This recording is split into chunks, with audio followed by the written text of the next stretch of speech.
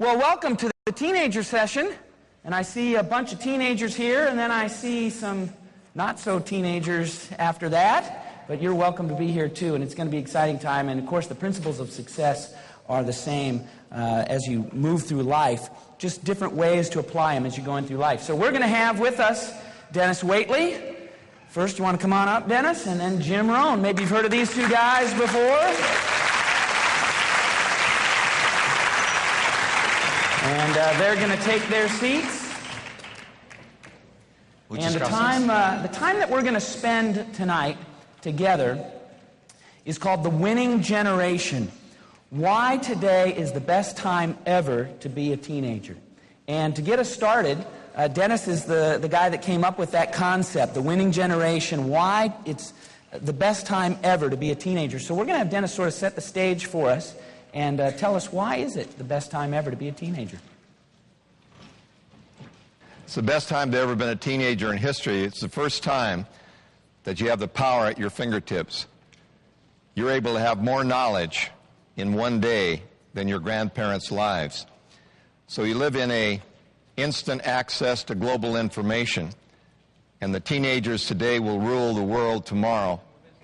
Because in my generation, they only gave us enough information to give us a job. And you know what a job is? Just over broke, just off boat, just over border. The immigrants are willing to do anything necessary. Your competition in your lifetime is a hungry immigrant with a handheld digital assistant. Unless you're high-tech and high-touch, you're out. No one will guarantee you anything for the rest of your lives because you'll only get employability skills. The teenagers today are so much smarter, so much quicker, and you're not willing to take a job, for example, with a tobacco company. You know why? It's because a pack a day takes 10 years away. And so the teenagers of today want to do things that benefit other people, and they want to have something that's meaningful to them. And you're able to download anything from Google, Yahoo, anywhere in the world and have it in front of you. We couldn't do anything like that, and so we were kept in the dark by power. And power was in the hands of big corporations and the government. But now the power is in your garage, up in your bedroom, in your own study. You have the power. With knowledge as the power, with a high-tech environment that speeds up all transactions, by going direct. You know, Michael Dell is the richest person in the world under the age of 40. He soon will not be because of the Google initial public offering. But your ability to be able to quickly sift through information and then use high touch, which means outserve the competition. All you need to do is go to China to figure out what you're up against. You're up against teenagers who come by the thousands to meetings like this. They come without anyone urging to them. They come with tape recorders and taking notes, and they say, teach me everything about success. We're talking about 14, 15, 16, 17-year-olds by the thousands. Why? It's the only way out. There's 1 million people waiting on the border to take their jobs in restaurants. But you're the ones because you're here. The fact that you're in this room means you're in the top 1% because you're willing, instead of just thinking about partying, you're thinking about how to become successful in your lives. And you're willing to learn from older people, which is one of the secrets. Why make every mistake yourself? Why not learn from some old people? And that's why you're here in this room. The winning generation is Generation D, digital, iPod, MP3, download, instant, video, streaming, knowledge available, and then high touch. If you always give more in service than you expect to be paid, you'll always have plenty of money because people pay for service and value, and they'll pay enormously for your talent and your knowledge. So make sure that you're hungry for knowledge, just as an immigrant is hungry for food. And if you're always hungry for knowledge, you'll never have to worry about food any longer. The winning generation is in this room. And I'm so glad that my grandchildren are growing up in the environment that you are, because the power now is with the young people. and you'll not make the mistakes that we made, and you'll learn from every mistake that we've made, and you'll be able to lead this country because you'll have the knowledge, and you won't settle for anything except the truth, because you won't accept an infomercial. You'll have to see it backed up with fact, and that's a fact.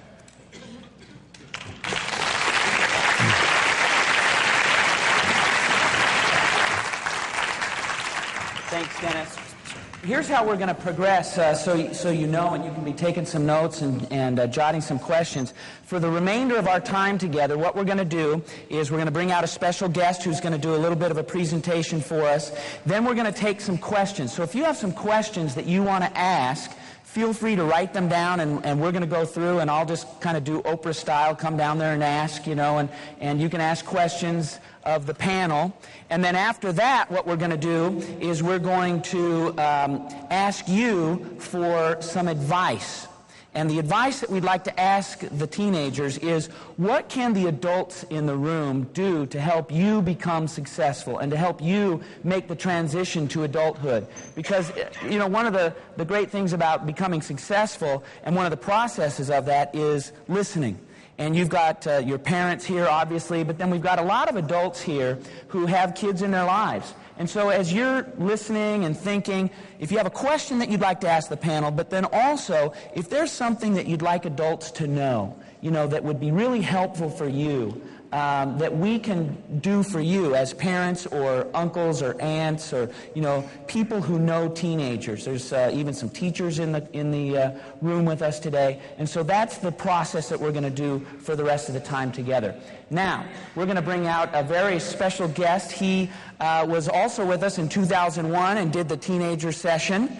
And he is a tremendous guy, and he's going to come out and talk to you about some things that are dear to his heart. His name is Charlie Tremendous Jones. Charlie, let's welcome him to the stage.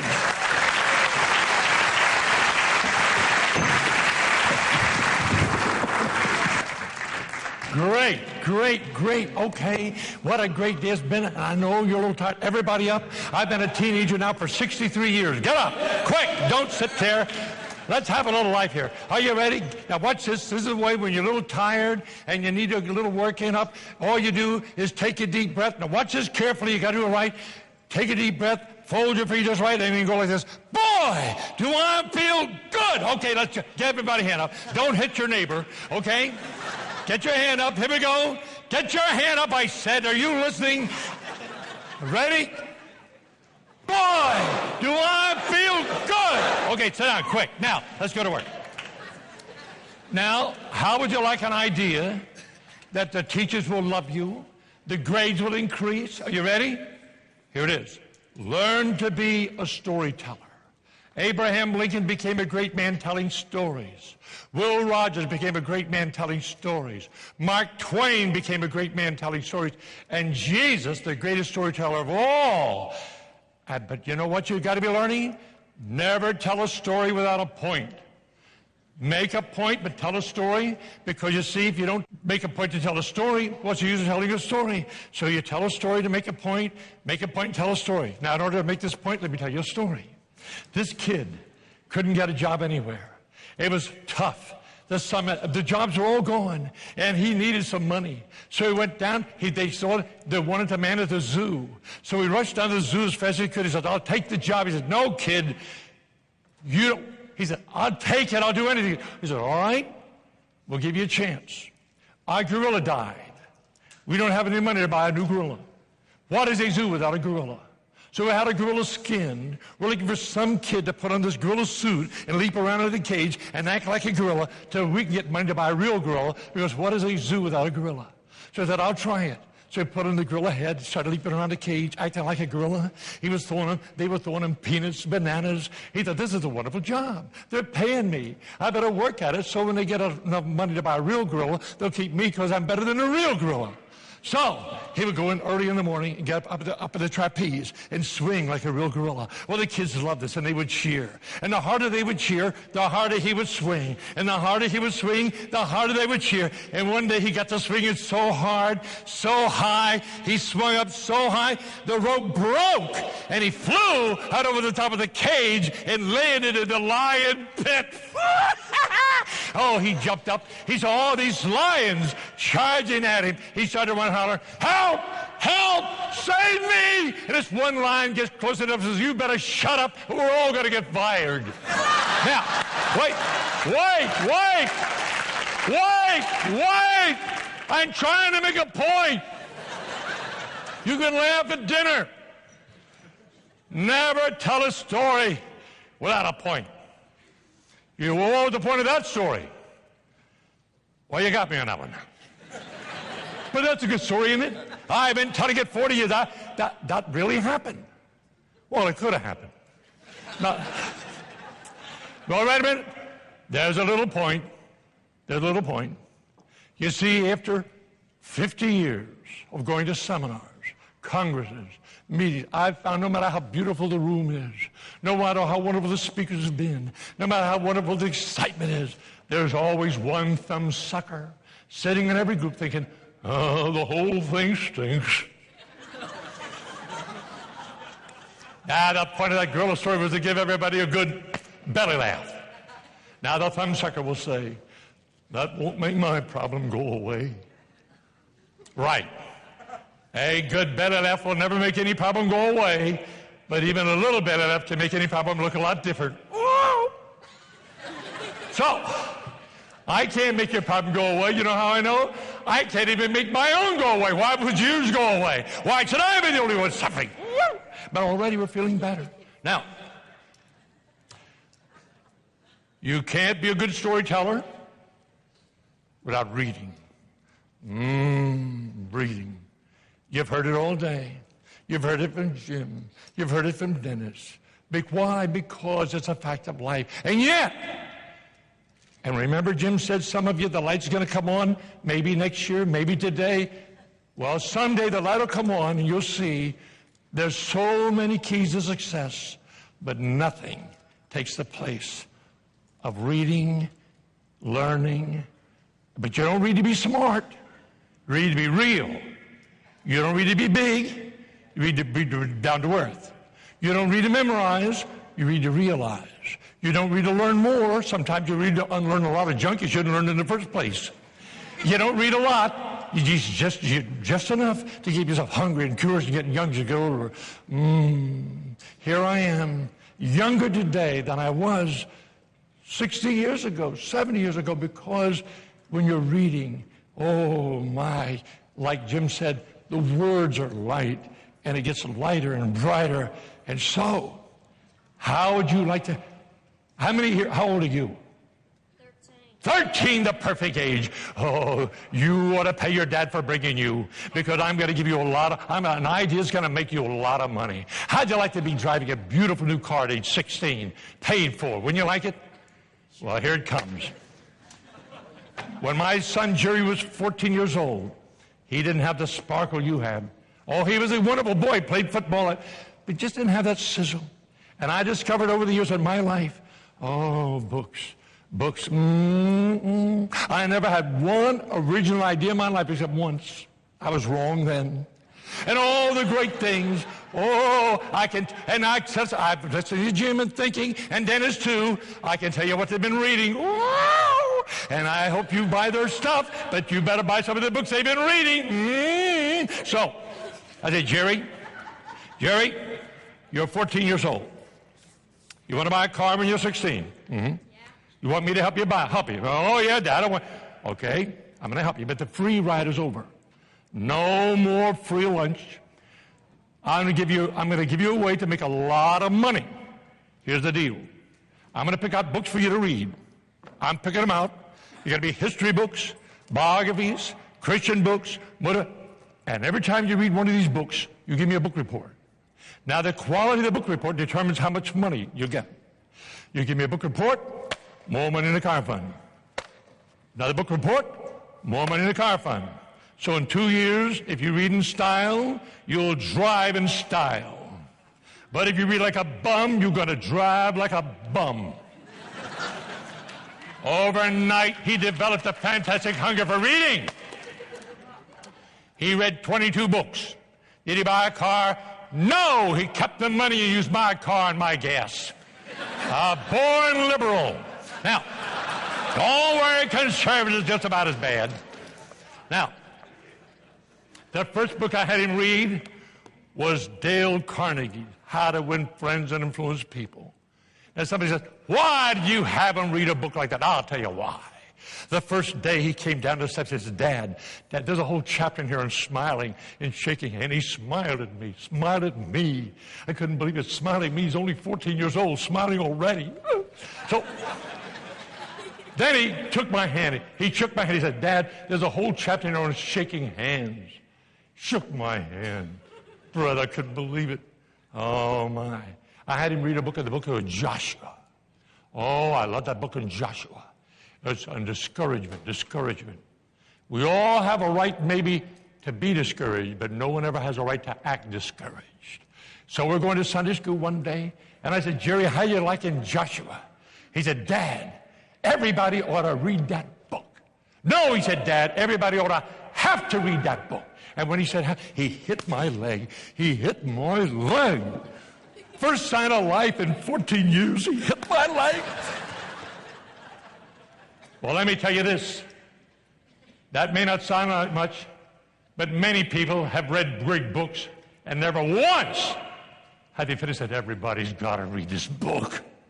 Because if you don't have a passion and desire to share what you're reading, you may as well not read it. Because if you're not living your life out, you're a Dead Sea. Oh, my. Well, he read 22 books. He didn't buy a car, kept the money to my gas. But when he went off to college, he wrote me a Dear Dad postcard every day for 4 years. And some of those cards, I'd like to read you a couple, because they were tough years of my life. You know, no matter how anybody looks on the platform, we all have our ups and downs and hurts and what have you. But if you're wise, you see, you'll always keep your hurts to yourself. And you grow through them, and you never suck your thumb and complain and tell people about them. And so here come these cards.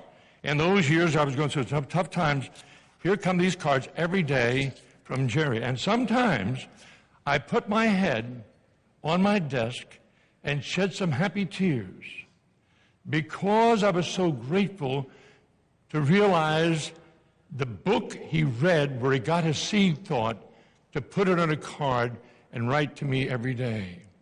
And the other thing was so beautiful about it, he may not have known the meaning of some of these great truths, but the thought was in his mind, and you have to get it in your mind. You have to memorize something before you start realizing it. And here's a couple cards. Dad, the only happy man, successful man, confident man, or practical man is the one who is simple. See it big. Keep it simple. Unless his mind can crystallize all the answers into one powerful punch of personal motivation, he'll live nothing but a life of uncertainty and fear. Tremendously too. Dad, it's simple to be able to know that when you're in a slump, just like a baseball player will break out in time, so you'll break out of yours. Yes, time really cures things. Like you said, you don't lose any problems. You usually get bigger and better ones, tremendous ones. Tremendously, Jerry. Dad, I just started reading 100 Great Lives. Thanks for what you said in the front. The part that every great man never sought to be great. He just followed the vision he had and did what he had to do. Love, Jerry. Dad, I just got done typing up little quotes out of the Bible and Napoleon Hill, so that everywhere I look, I see these quotes. When people ask what they are, I tell them they're my pinups. Dad, I'm more convinced than ever you can do anything you want to. You can beat anyone at anything just by working hard. Handicaps don't mean anything, because often people who don't have any handicaps have a bad attitude and don't want to do anything. Dad, nothing new. Just the same old exciting thought that we can know God personally and forever in this amazing life. Dad, the mind of God is so unbelievable. He throws nothing at us but paradoxes. He makes us completely and utterly helpless and depraved, and then takes our failure, which normally knocks us out, and makes us our greatest asset. And then, Dad, when you're behind 2 papers in the fourth quarter, and you're exhausted from the game, And you have to make up a set of downs in order to stay in the game. And you get up to the line and see 5 250-pound tests staring you in the mug. You're sure excited to wait and find out what the play the Lord is going to call next. Wow. Tremendous. Well, anyway, just imagine, if I had to do over again, I'd have paid him $1,000 a book report. And so I'm right. How many have grandchildren here? Let's see, how many have grandchildren? All right, here's what you do. You tell your grandchildren from now on, you're going to pay them $100 for every book report, and they get $5, and the rest goes in a college fund. So that way, when they're 8 or 9, they'll have $10,000 or $15,000 to put toward their own college education. They have the satisfaction of paying for it. And you say, well, where will I get all this money? You don't need it. Just tell them it's going to be there. I learned it from the politicians. Yes, that's right. Wait a minute. What? No, wait. They all get away with it. Do you not learn anything? Now, here's a big one. Now, kids, you know, one of the things that makes Jim Rohn so unusual, he has a way of paraphrasing many of the great Old Testament stories and personalities. I just read a book called Conquering Giants, and I'll tell you, it really was something. It's written by the richest man that ever lived. His name was Solomon. And he writes on slaying the giants and the lessons he learned from his father, King David. And may I share just one with you young people? Because you see, right in the middle of it, one of the greatest challenges for your success as a teenager is honoring your father and mother. Because it's so easy when the kids don't even listen. Don't even respect their father and mother, but very seldom honor them. But let me tell you this. Real success begins by honoring your father. That's a law of life. You see, when the judge comes into the courtroom, we don't stand up and call him Your Honor because he's honorable. We call him Your Honor because that's a title we have for that position, Your Honor. We don't stand up because he's a great man or a great woman. We stand up because we honor that office. So you say, well, my father's not a very good father. My dear friend, that has nothing to kids, nothing to do with. You're to honor him. You say, well, my mother, don't tell me. She gave you life. Oh, my. So I like to tell young people, you know what the greatest accomplishment in life is? You say, being like Dennis or Jim or a big, oh, that's wonderful. The greatest accomplishment in life is making your mother happy. You know what the next greatest accomplishment is? Making your father happy. You know what the third accomplishment is? Someday trying to make your spouse happy. But anyway, that comes later. You know what that is. Now,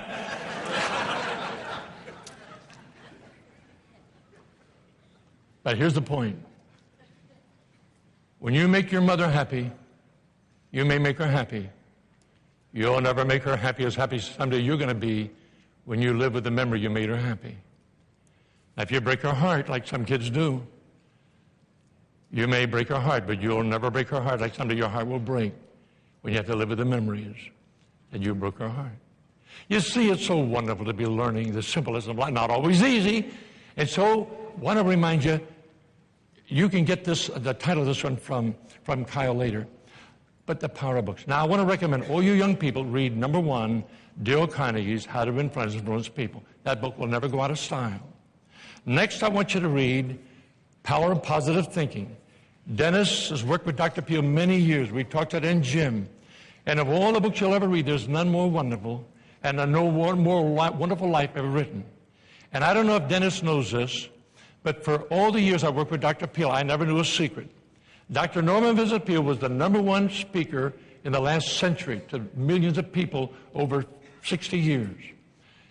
And I didn't know what his secret was. He memorized 40 verses in his youth. And so I give up at the thousands, and every teenager here, you can't buy it, you can't even put the postage. But you got to write me a letter and tell me you'll do this. I challenge every teenager to memorize 1 verse a month. 1 verse a month. 1 verse a month. And if you memorize 1 verse a month, you say, well, I don't believe the Bible. Oh, it don't matter if you believe it or not. Memorize it anyway.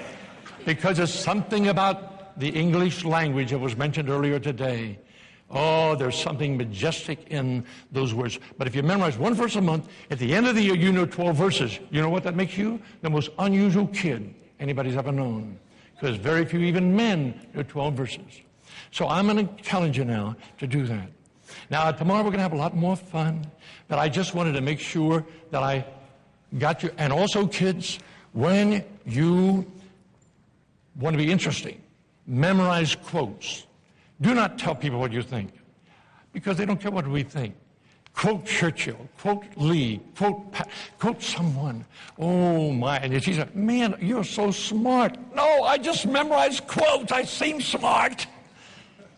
And so the people you meet, you are the same today. You'll be in 5 years from now, except for two things. The people you meet and the books you read. The people you meet and the books you read, the people you meet and the books you read. Hang around thinkers, you'll be a better thinker. Hang around workers, you'll be a better worker. Hang around givers, you'll be a better giver. Hang around a bunch of thumb-sucking, complaining, griping boneheads, and you will be a better thumb-sucking, complaining, griping bonehead. But the main thing is the books. The greatest friend you'll ever have, or your mom, your dad, your friends. Is there something about a book?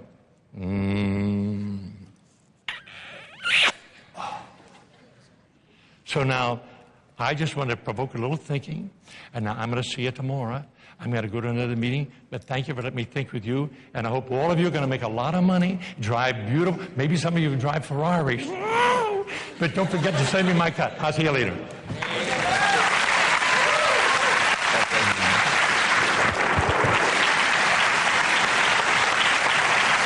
See you later, Charlie. Please take care. Love you. Down this way, Charlie. Charlie, thanks, buddy. One of a kind. Okay, so we're going to give you about 30 seconds to write down some questions, if you like, if you haven't done that so far. And I can only kind of get to the first row for this, but I'm just going to kind of pick on a few kids here, and not pick on you, but pick you and say, hey, what's your name, where are you from, and we'll get a general idea, and that'll let us know some of the folks, and then the rest of you can be writing down some questions. So who are you, and where are you from? My name is Ray, and I'm from Miami, Florida. Okay, Ray from Miami. Well, there's a microphone. How about that? Okay, how about you? Hi, I'm Adam. I'm from England. Adam is from England. Okay, and here's a young lady. You look like you're, what, 18 years old? Abby, 9. Oh, you're 9 years old. Abby, and where are you from? Cimarron. Where? Cimarron. Kansas. Cimarron, Kansas. Okay, so we're kind of getting all the geography done here. And how about you, sir? My name is Christian Seymour from San Diego. Christian Seymour from San Diego, which I love San Diego. It's Seattle without the rain. All right, how about you? Hello, my name is Piano. I'm from Norway. From Norway. How about that? Kids coming from all over the world. Excellent. How about you? Right here. My name is Daniel Lee. I'm from South Pasadena, California. From Pasadena. Okay, let's see. How about you? My name is Kent Kingdon. I'm from Hayward, California. Okay, very good. And then we'll go all the way to the end here, and you are? Christina Gray from San Jose, California. Very good. Okay, excellent. So you can see we've got kids, it looks like all ages and from a lot of different areas. And so what we're going to do now is we're just going to take some questions. So if you have some questions, just shoot your hand up and I'll come over, all right? Right in the front row. How about this? Okay. Dennis, what was your first job and why did you undertake it? What was your first job and why did you undertake it? My first job was a Navy jet pilot at Miramar in the Top Gun program, and I took it because America was in the Korean War, and instead of going to college, I went to Annapolis so that I could serve my country and fly. And so I was afraid to fly. Every landing was a controlled crash. But I decided that when you got to go and serve the country, and I'm glad that I'm a developer of people now instead of a warrior, though. Excellent. Okay. All right, let's go to the second row back here. Joshua, I'm just going to hand you the mic, and here we go. Don't take it for too long. Just ask the question and give it right back. This is a dangerous thing, okay? All right, here we go. Yeah, I just wanted to know, I've talked to a lot of the kids here, and they have a lot of goals. I just want to know, how do you overcome like a fear of success? Because the tools that you're giving us obviously are going to make us very successful. How do we overcome that fear of stepping out and actually achieving? Excellent question. How do you overcome the fear? When I got my first large bonus check, I think I was like 27, 28 years old, and my bonus for the year was going to be like about $40,000. And my mentor said to me, you know, this kind of money has ruined lots of young men. And I said, just try me one time. So I don't know. It's part you learn as you go. And if you handle the small amounts, you can finally handle the large amounts. One thing is all of us are afraid. So everyone's afraid, and fear is the unknown. So you're only afraid of things you don't know anything about. So when you get knowledge and you find coaches and role models who've done what you're afraid to do, skydiving, bungee jumping, speaking in public, anything that you do, if you get knowledge and skills, fear disappears with knowledge and action. There never was a winner who wasn't a beginner. And when you begin anything, you're awkward and you feel stupid. Whether you're working on a computer, whether you're out there meeting people, when you're in sports. The first thing you do in sports, Lance Armstrong fell off his bike. He fell off his bike over and over again, but falling off a bike isn't the end of the world. And so you keep getting back on the bike till you learn to ride it. And so overcoming fear is watching other people doing what you want to do and then doing it without worrying about falling down. You know, a funny story, before we came out today, I was a little nervous, and so I said to Jim, I said, hey, Jim, you ever get nervous anymore? He said, no, not really. And I thought, that's not what I wanted to hear, you know. But you do it enough, and you step out enough, and you start getting the feel of it, and after about 6,000 times, you're ready to roll, aren't you? Okay, how about young lady? Oh, here we go, over here. How about you? My name's Station. I'm from Whittier, California, and I want to know what inspired you to be like a speaker. Okay, what inspired you to become a speaker?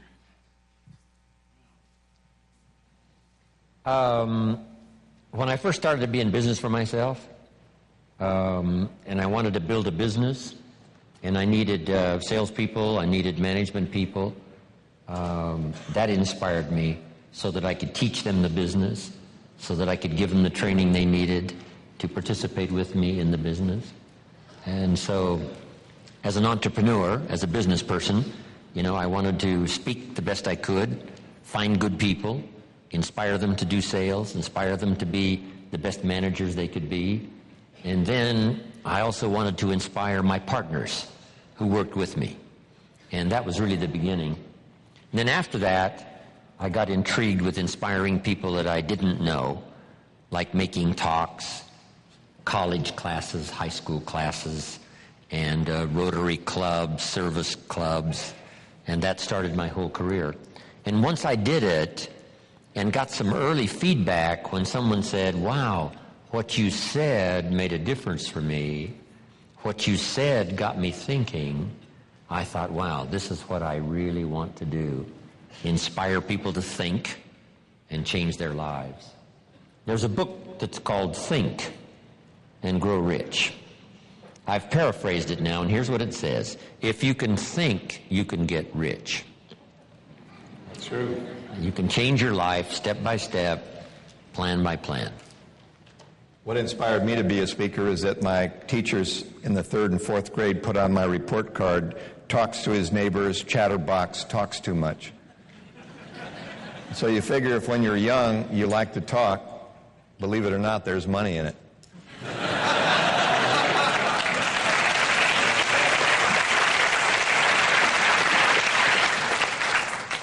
Okay, let's go back to row 3. Anybody in row 3 back here? Row 3, the quiet ones? Okay, oh, row 4, 5. Look at you. Okay, how about right here? Hi, I'm Landon from Irvine, California. My dad and I attended the first part, this is for Jim. I just was wondering, what about that little Girl Scout made you want to change the way that you were living? Yeah, I was so embarrassed when I didn't have the $2 and I gave her this lie. You know, I've already bought lots of Girl Scout cookies, which was not true. We've still got plenty in the house we haven't eaten, which was not true. And she was very polite and said, well, thank you very much. And she went away. I was really embarrassed. Guess what I really was glad for? That nobody else but me was home at the time. And it was just me, all by myself. But after she's gone, I say, wow, I just don't want to try to make excuses anymore. I don't want to live like this. Let me give you now a follow-up story. Later, I am walking out of a bank in California where I'd cashed my check, and I'm walking out of the bank. 2 little girls were selling candy right outside the bank. Good place, right? Right outside the bank. Some project they were working on. And this first little girl looks at me and she said, "Mister, would you like to buy some candy to support our project?" And I said, "I probably would. What kind is it?" She said, "It's almond roca." I said, "Oh my gosh, that's my favorite."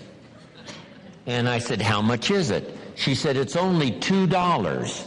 I thought, that can't be. And my mind went back to the time when I lied to the Girl Scout, and I thought, wow, $2. I said to her, "How many boxes of that candy have you got?" And she says, "I've got 5. And her little friend was there, and she was selling candy too. I said, "How many boxes of candy have you got?" She said, "I've got 4. I said, "Let's see, that's 9. I'll take them all." The first little girl said, "Really?" I said, "Yes, I didn't want to tell him the story. I said, "Yes, I've got some friends, and I'll pass this candy around. So when they've got my money and I've got the candy," this first little girl looks up at me and she says, "Mister, you are really something." Wow. What a different story from the first time to the second time.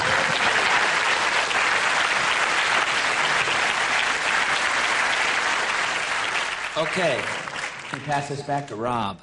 If there's any Girl Scouts here selling cookies, I've got the money. I'm ready, by the way. At first I was going to wonder how you knew my name, but then I realized I was wearing a name tag. This is for both of you guys. I know a lot. You guys quote Scripture a lot in both of your speeches, and a lot of times in Scripture it has to do with how money can ruin a good person. And I was just wondering, I know how you were like a millionaire by the time you were 28. How did that affect you, making so much money in such a short time and not having any experience with it? Go ahead, Dennis.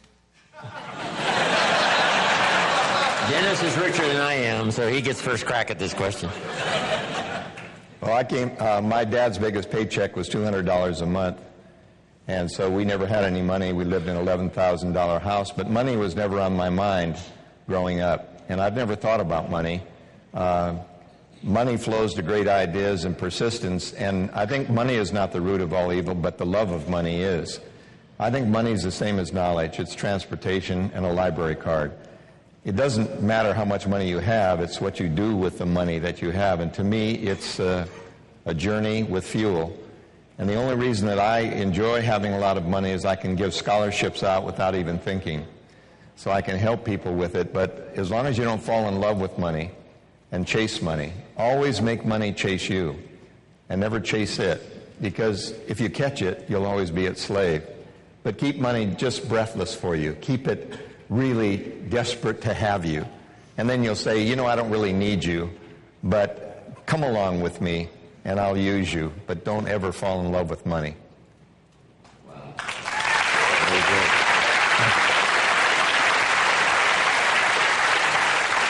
Okay. There's a good thought here to add on rich or poor. This is good for your notes.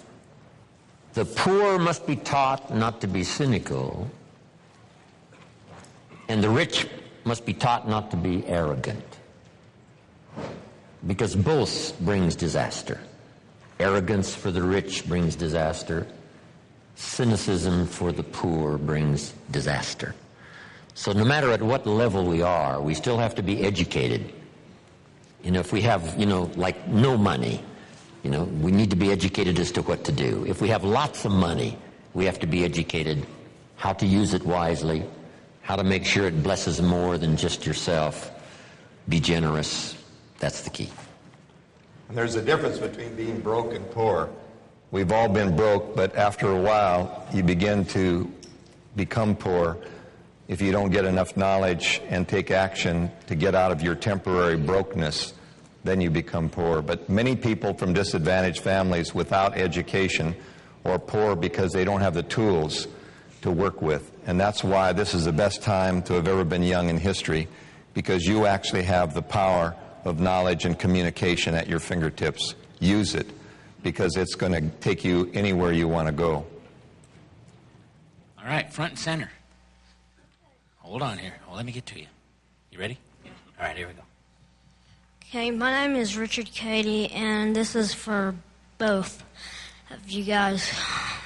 How did you achieve so much success by just taking small steps at a time and not just spending your money like wildfire? Okay. How did you get so successful taking just small little steps and not spending your money like wildfire? All right, that's good. Go ahead, Dennis.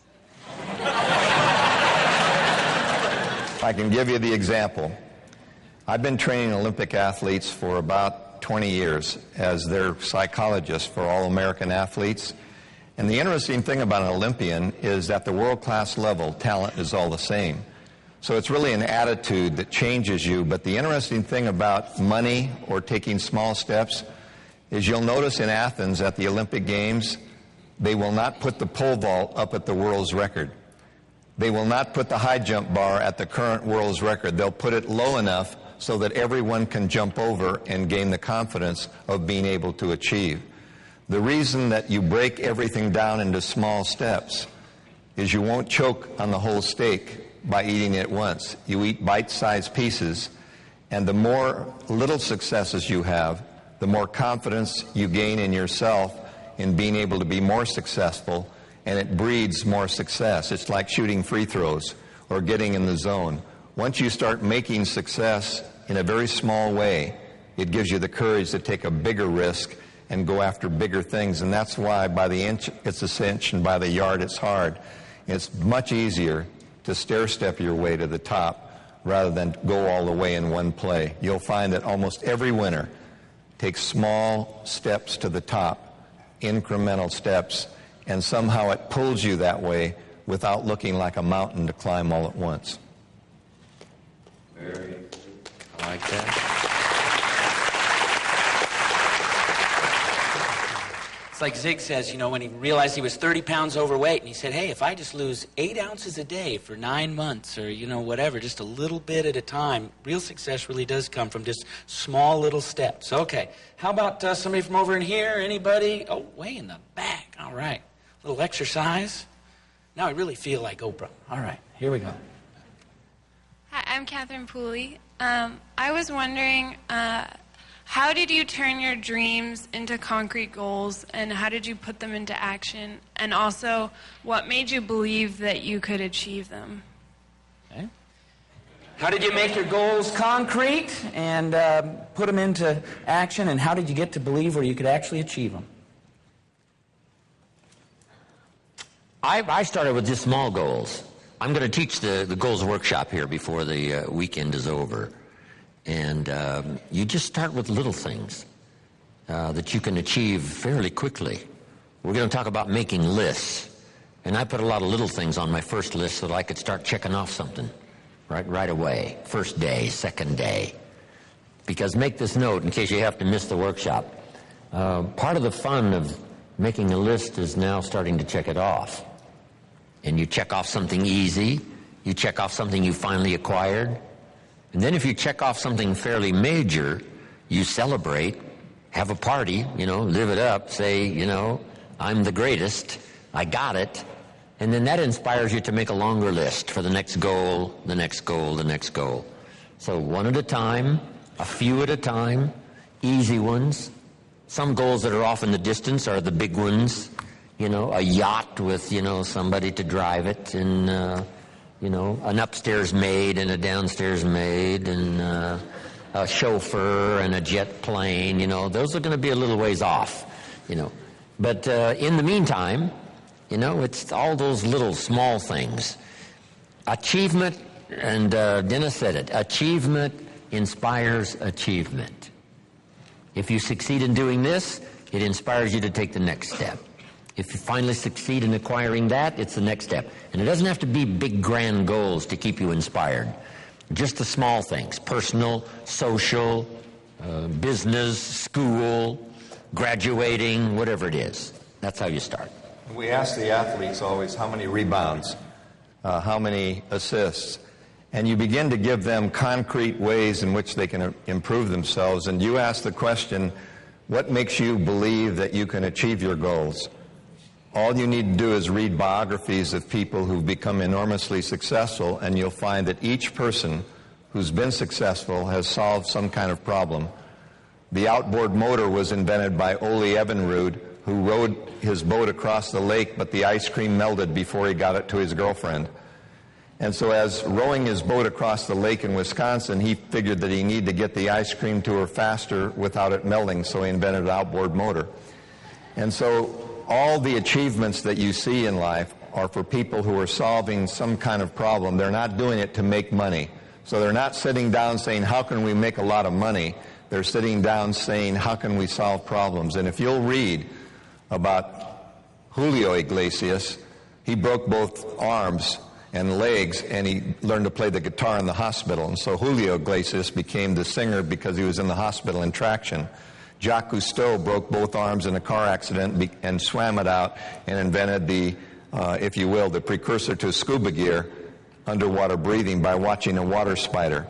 Every biography I've read in my life shows me that common people do uncommon things, and it actually makes you believe that you can do these things because average people do incredible things to solve their own problems in life. We've got time for about 2 more questions, and then we're going to move into the next section. How about you, young lady? Hi, I'm Kimmy Linares, and I would like to know, this is a fun question, when you guys were little, what did you guys want to be when you grew up? And also, if you have one message to send to teenagers, what would it be? Okay, so you got to really pull from the way back. When you were kids, what did you want to be? We better give them some time to think about that. No. What did you want to be when you were a little kid? And then if you have one message you could tell to kids and teenagers today, what would it be? I don't know. I took it one step at a time. When I was in school, right, I wanted to graduate. You know, that was the big thing. I mentioned earlier today when I was 12, what? I wanted to be 13. I mean, 12 was just being stuck. The teenagers all went, left me behind.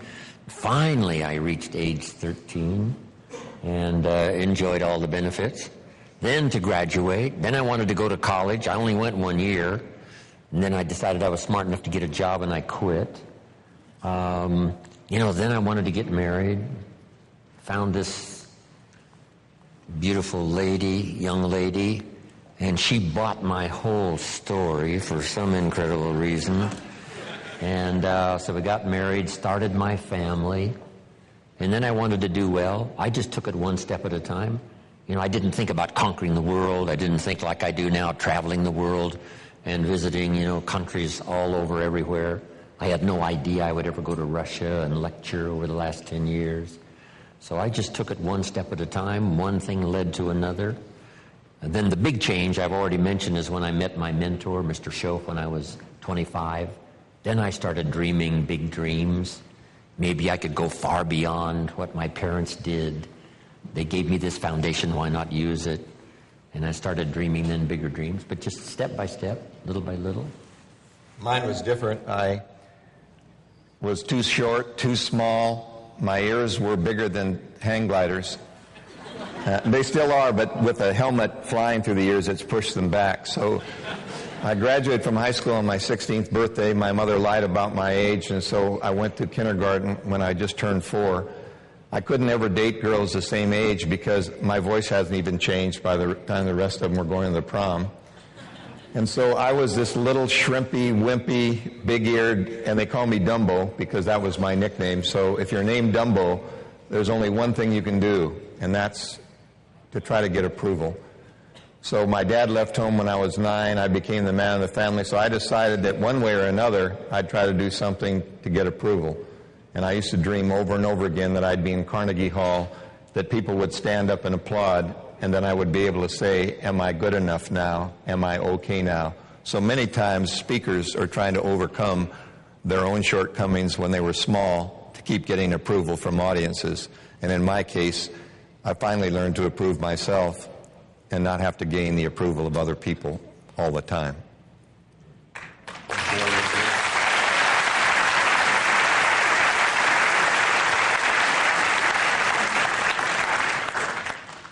Okay, we got time for one more question, and I see somebody back here in row 4, and we're going to go all the way back here, squeeze down the aisle here. All right, Julie from Pueblo, West Colorado. I was wondering, in our culture today, unfortunately, there's quite a bit of prejudice against teenagers. We're told that since we're just teenagers, there's things that we can and can't do, and that we're not capable of achieving certain things. I've gotten that a lot, and so have my friends. And I was just wondering what you thought the best way to overcome that type of prejudice is. Okay. How do you overcome the prejudice of being a teenager, where people think and say, you know, you can't do that because you're just a kid or you're just a teenager? How do you overcome that? Well, believe it or not, I don't think the prejudice against teenagers is as great today as it was when we were growing up, because we were supposed to be seen and not heard. There were never any child-centered homes. They were always adult-centered, and the children had to be in one part of the house, and the adults were the ones that did all the talking and all the things. And kids were pretty well left to play with themselves. I think teenagers are a lot more intelligent, a lot smarter, have more knowledge, and sure, we worry about teenagers because we know that there's influence of violence and MTV and a lot of stuff going on, and we're worried that the values today might be skin deep from celebrity and Hollywood. So we worry about Hollywood being the biggest influence on a kid's life, but I really think that the fact that you read a lot, that you have intelligent conversations at dinner, I really think that, believe it or not, this is the winning generation. I believe that. I know Jim does too. That the future is in great hands.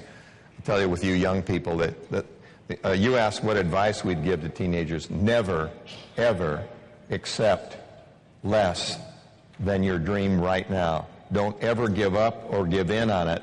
And many people give up before they graduate from high school. Most people give up on the American dream when they're 20 or 25. Never give up on it, because most people aren't financially successful till they're in their 40s. And so you go through an apprenticeship period, but you'll make more money in 1 year than all of your previous years combined if you just keep learning and growing and listening to people like Jim and listening to people who've been there and done that. Okay, here's what we're going to do. We're going to give the teenagers about 30 seconds to jot down your piece of advice that would be helpful for adults to know, for us to be able to help you be successful. And so I'm going to give you about 30 seconds, and as you're jotting that down, or maybe you have it in your head or whatever, and then we're just going to kind of process through. And if you have something, because, you know, the adults are here and they're trying to learn about being successful in business and life and those things, but they also want to be successful in being parents and aunts and uncles and grandparents and that type of thing as well. So we're going to cover some and give you the opportunity to be able to give some feedback. And you know what that means, adults, is you ought to get your pencils out, and as Jim would say, write this down, okay? These are going to be good thoughts straight from the kids. It's going to be some good advice. So, and in the meantime, while they're thinking it through and jotting it down, why don't we give the teenagers a great round of applause for doing that.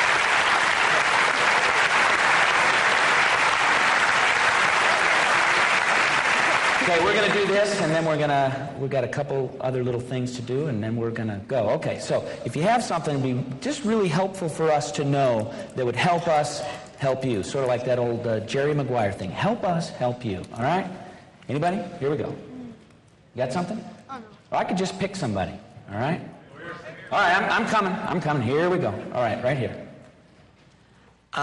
Listen to Jim Rohn about communication between parents and children, because he's had a lot of experience. Okay, very good. And I imagine somebody's going to say, listen to Charlie Jones and pay us to read books, right? All right, here we go.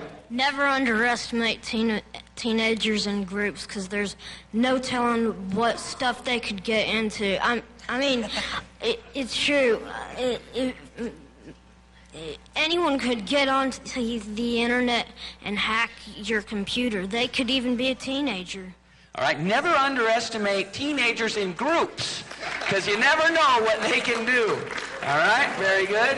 For both positive and negative, I suppose. All right, here we go. Anybody else? I mean, this is like time to tell the parents, they're all back there, and we can even kind of cover for you so they don't know it's you. All right? You got something? All right, here we go. Mentor someone, if not your own children. Mentor somebody, if not your own children. A lot of you, maybe if you don't have kids or your kids are already grown, there's somebody in the neighborhood or in the school or in your church or someplace like that you can mentor and make a difference in. Something teenagers want. All right, Kent? Well, I think it helps a lot when parents are actually living what they're preaching. Like they say, go out and read these books because books are good for you. And I find it a lot easier when, my parents just read, Jane Eyre or whatever, and they say, this is an awesome book, you have to read this, and then we get in discussions and we get to talk about it. It's a lot more fun that way rather than, if they just say, oh, you should read this book, and they don't know anything about it just because they've heard about it, The old practice what you preach thing, right? Okay. Anybody here? Excellent. All right. Anybody here? Okay. Down the second row, we got anybody? All right, here we go. Just from my experience, and my mother can testify, teens they're capable. All they need is some encouragement and a chance. Okay. Encouragement and a chance. All right. Excellent advice. Anybody? You just got to stop me as I meander down the aisles here. All right. We got a couple right here. I think it's really important to remind kids and teens to really get involved in current events, and if they're old enough to vote, I think that is a really important message that we need to send to this generation. Excellent. All right, here we go. Just basically support your children in whatever they do. There's some things that they might be forced to do because the parents want them to do it, but if your children doesn't want to do it, don't force them into doing that. All right, very good. Okay, as we move down the aisle, all right, here we go. I think kids should learn at a younger age the value of a hard day's work. Okay, so the advice is to put in a hard day's work, right? Very good, all right.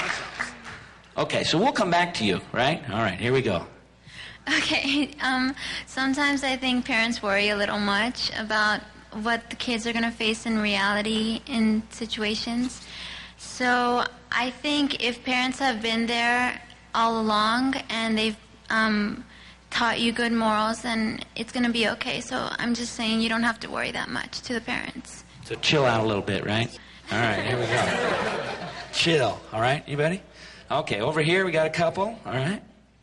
Talk less, listen more. Talk less, listen more, all right? Write this down. Talk less, listen more. Yeah, okay. One thing that can really help in business is a credit score. And if a parent has a credit card, they can put their son or daughter on the credit card, but they don't have to give their child the actual card. So the child can't actually use the card, but they're building a credit score at the same time. Assuming your parents have good credit, good idea, right? All right. Hey, Dad, what's up? I can't get a car now, right? Okay. We're moving down this aisle. Anybody? We see anybody here? Anybody in this aisle?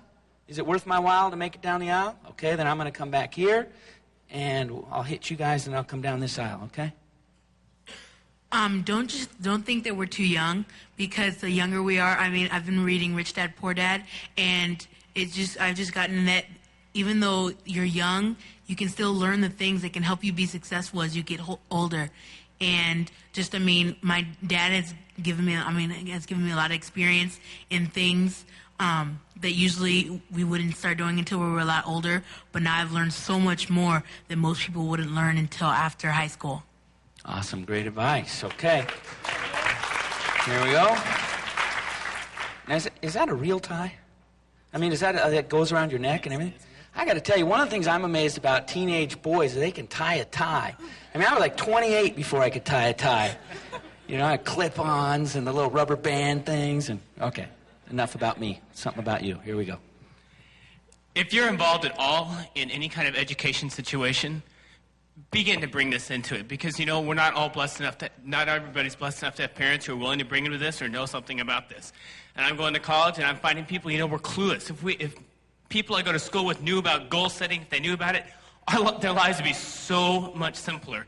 Get it into the schools, you guys. Get it into the schools, because this is great, but as you said, it's only 1% of the population. We need to get it to the rest of us because they don't know it. And I mean, I'll talk to people and they just have no idea where they're going. They're going to school because it's the whole situation. That's how they were raised. Get a good job, get a good education, get a good job. They don't know any better. They need to know the goal setting and everything. And it's just, without it, we're still got a long ways to go. Yeah. Excellent, excellent. See, it's 2004. We'll probably do another one of these in 2007, and maybe we can make it a goal to double the size of the teenagers, and we all come back and we have to get a bigger room and get more kids in here and do more for the next generation. Can we all just kind of set that as the goal, put it in the book for a few more years, and bring more kids back? Okay, there we go. I think one thing that a lot of adults need to hear is that you need to raise the bar. A lot of us as teenagers, if we're told for 18 years of our lives that we can goof off and do whatever we want, and there's no consequences for our actions, the next 18 years aren't going to go very well. So teach us now, give us the training that we need, just like this, and also give us the chance to put it into action. Excellent. Raise the bar, all right? Here we go. You're not a teenager, are you? All right, here we go. Moving down the aisle here. Anybody in this aisle? No? All right, here we go. Just a suggestion for the parents. Take your children out for a nightly walk, like half an hour. You get physical activity, and you also get to talk to them. Yeah, walk or play catch or something together. Yeah, very good. All right, here we go. I would say one of the most important things is to instill a good work ethic in your kids, and to also force them, not force them, but definitely encourage them to save their money early on. I mean, my mom always taught me to take at least 10% of whatever money I got and put it into savings and 10% into charity. And that way, I never can touch that money until I'm in college and using that as a down payment on a house. And I think that by doing that, you're just setting your kids up for success. Very good. Am I missing anybody here? No. Okay. Excellent. That was a very good thing. All right. Dennis, you have something for us, don't you? Jim and I, you probably don't know this, many of you, but we're old. And we've been there and done that, and I just want you to know that we try to identify and to communicate so that you don't think that we're just old fools or your grandfathers are preaching to you. So what I'd like to do is show you that we try even though we look stupid when we do it. And I want you to think about Will Smith. And I want you to think about, maybe getting jiggy with it. And remember, and here we go. You ready? 1, 2, 3, 4. Get on your mark. Get ready to go. I'll tell you about your winning generation, why we're here for all the celebration. Easy to explain. Ain't no doubt about it. Selling person freedom. Don't have to shout it. Put some stuff in your mind. Make sure you get it right. Practice every day and practice every night.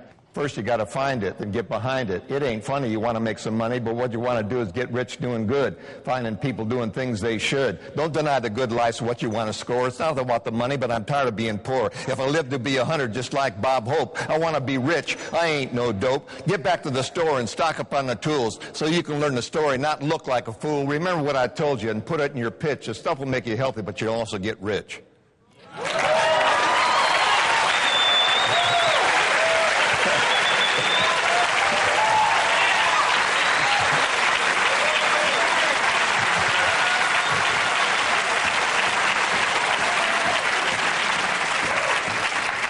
The music was missing. Yeah, excellent. And the beat. That was fabulous. You should have seen the kids in school. They go, "Oh my God!" Yeah. They say he looks like a lobster with his hands that look like claws. He's on the wrong beat. That's good. Excellent. Any final words before we wrap it up from either of you? I got one quick final word that I give to adults. Might as well start when you're young. Learn more than one skill. That's number one. Because it'll serve you well in the future to know more than one skill. A baseball player who can play more than one position has an advantage, okay? Learn more than one skill. And then here's the next one. This is really important. Learn more than one language? Some of my business colleagues who speak 3, 4 languages make $3, $4 million a year. One of it is they have the advantage of those extra languages. Who's here from, was it Norway? This young lady? Norway? How many languages do you speak? Speak Norwegian and English, and I take French classes, and in September I'm moving to Australia, but that's English too, but it's Okay. At least 3 plus. 3, she's on her way to 4 languages. Plus Australian. Yeah, Australia, that's another one. No, that's all right. In the Scandinavian countries, you must learn 4 languages in the school system. 3 they assign, 1 you can choose. So that when you graduate from the school system, you know 4 languages. And in Europe, multiple languages is so valuable. If you live in California, you need Spanish and English. You have to be bilingual in Spanish. Why not? We're right on the border. I advise all of you to learn Mandarin. Someday, because more people China. speak Chinese in the world than any other language. Dennis, how about you? Any final words? Any final words? Other than the Olympic athletes wear the gold medal inside before it's ever placed around their neck. So winners believe in their dream when that's all they have to hang on to. So be an Olympian within, and then you'll perform later. But you'll never perform unless you believe you're capable of it. So be a world-class person, and then you'll become a world-class something. Excellent stuff. All right, let's give Jim and Dennis a great round of applause. Thank you. Thank you. Thank you very much. And then let's give our teenagers a big round of applause. Thank you.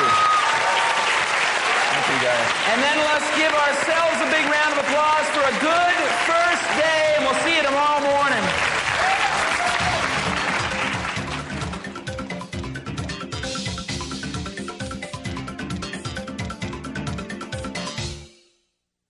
Hello, everyone. This is Jerry Clark at ClubRhino.net, and we are here at the Jim Rohn Leadership Event.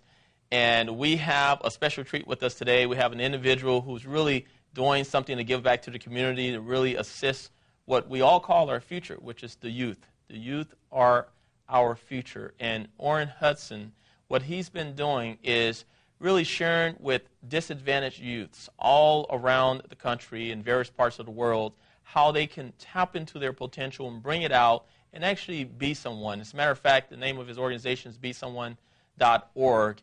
And so we have him here. He's been featured in all kinds of programs as far as CNN. He's been featured in USA Today, and I can just go on and on. There's just too many to really list. As a matter of fact, I'm going to have him share a little bit about some of the places that he's been and what he's done. And Orrin, we want to welcome you here at the Jim Rohn Leadership Weekend. Just welcome you to the program here. Mr. Clark, it's so honored to be here. Now tell us about what you're doing in regards to, why do you do what you do in regards to spending so much time and energy and effort and really assisting the youth, being able to break out from maybe some of their self-limited situation that they grew up with? Well, I'm watching television, and I see on the news where 7 people were taken in the freezer in a restaurant and shot in the head for $2,000. And it really stunned me. And I said, what can I do to make a difference? So I took everything and all the resources that I had to put together a program called Be Someone. It's a crime prevention program that teaches children how to think it out instead of shoot it out. Mm-hmm. My program was developed because I believe that our children are our future, and someone has to take a stand and actually do something. A lot of people talking about doing it, but most people won't act. So I decided to take action. Jim Rohn said to me many, many years ago how Abraham Lincoln's mother, before she died, she told him to be someone. And Abraham Lincoln took those words all the way to the White House, even though he had failed many times running for office.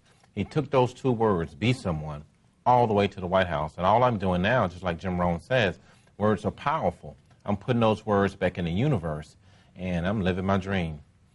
Now, how long ago was this that you actually started this process of working with the youth?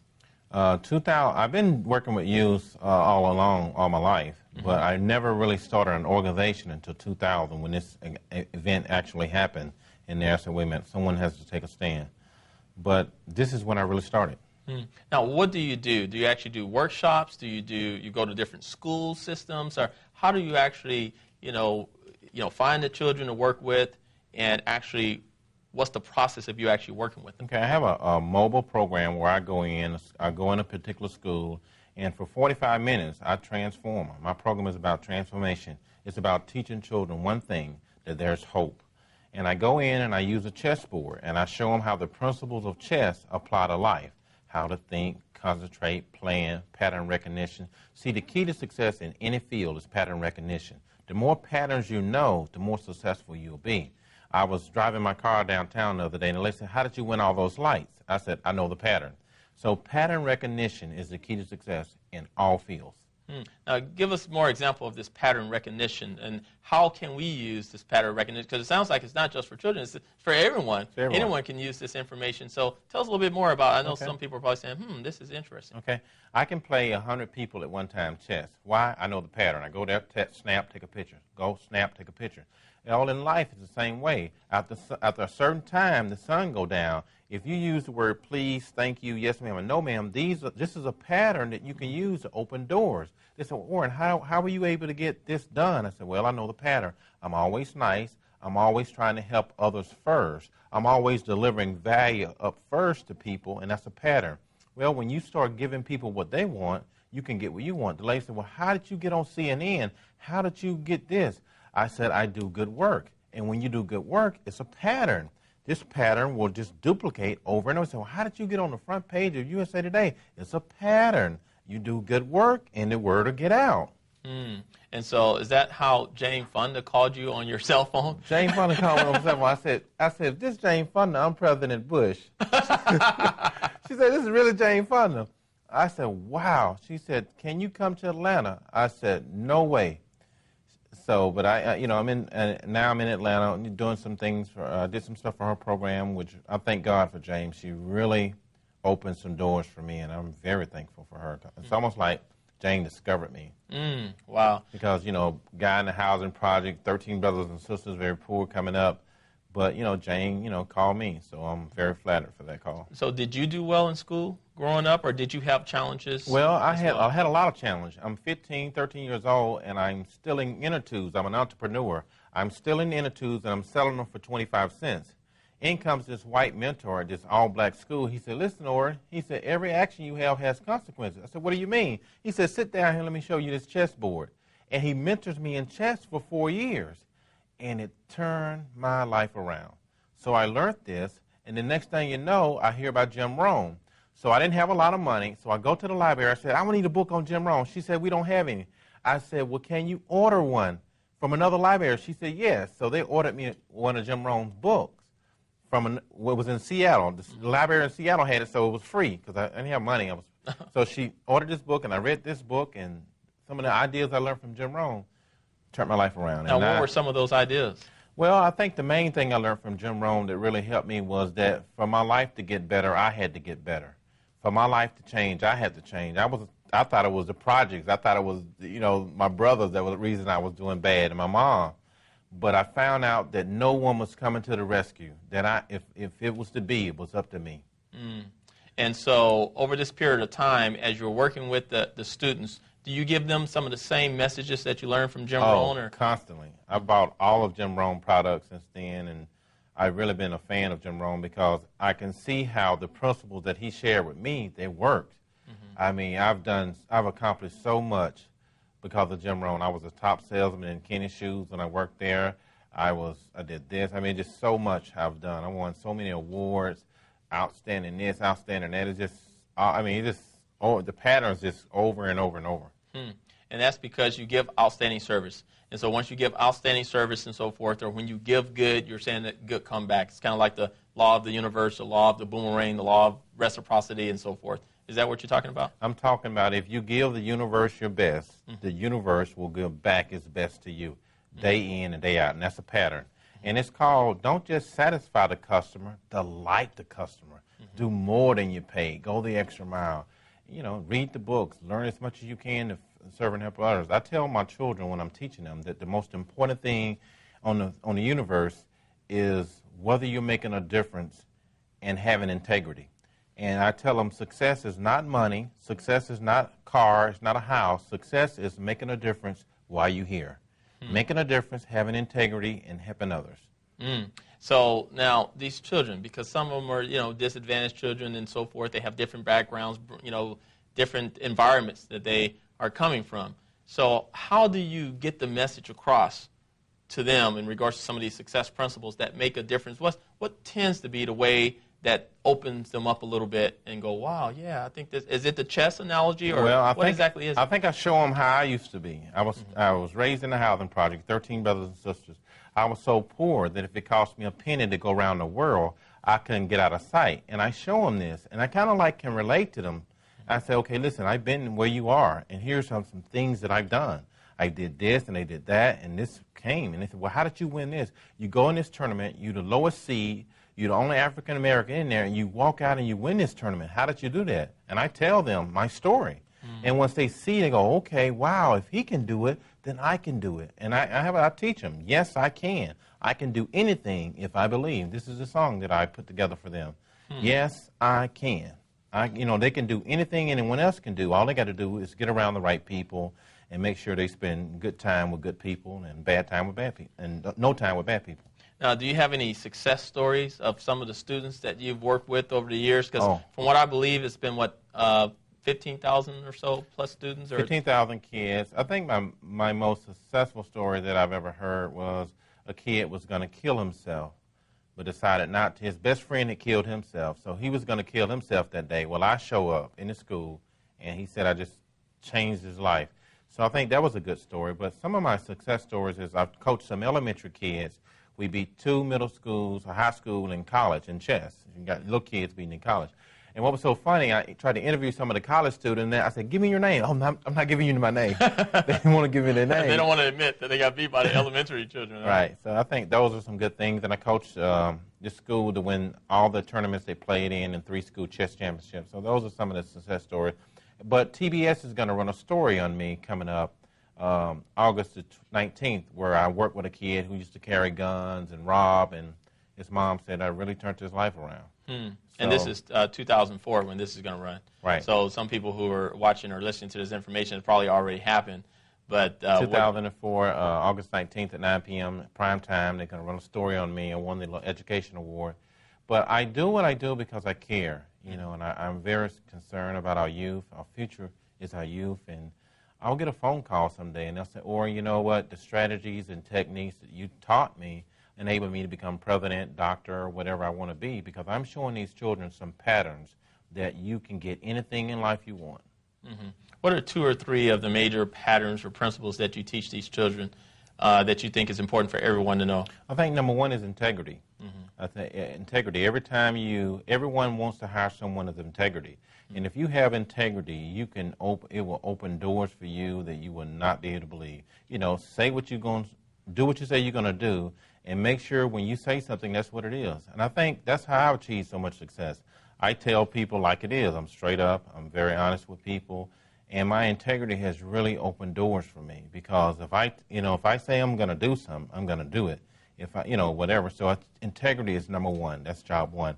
I think number 2 is when I was a state trooper, I learned this. I was a state trooper for 6 years. I had the blue light, the badge, and the gun. But everyone I met, I treated them, this is my rule, better than I want to be treated. Don't treat them better. This is the golden rule multiplied. You treat them better than you want to be treated. Yes, I had the blue light, and I guarantee you, I stopped some people, and they were smiling after I stopped, and they go, man, I'm glad you stopped me. I've got so many thank you letters from writing people tickets. It's unbelievable, because I treat them like they're better than I want to be treated. I'm very fair. I've stopped the car one time. I told my blue light on, and I get up there and I go, wait a minute, it's 2 BMWs. I go, oops, I'm going back. You can go. He said, why you let me go? Because I'm not sure. You see that BMW? Yeah, I see. I said, you can go. And this is the type thing. You have to be fair, because I have to sleep at night. I make sure that when I do something that is straight up. So I guess number 2 would be treating people better than you want to be treated. And number 3 would probably go the extra mile. When you go the extra miles, there's no traffic jams. When you do more than you're paid for, when you delight the customer, when you focus on how can you add value for others, miracles happen.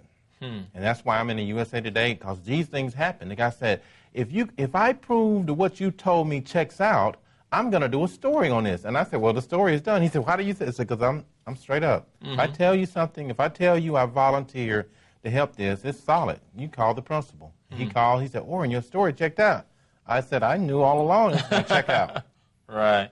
So now, what is your goal and what is your mission? What is your objective right now with your organization? It's at besomeone.org. My goal is to take my program nationwide, and what we're doing has your name on it. I need you, Jerry. I need you involved. I need more people to join me in my efforts to make the world better. I thank God for Jane Fonda. She put together a video for me. You can take a look at it at my website, besomeone.org.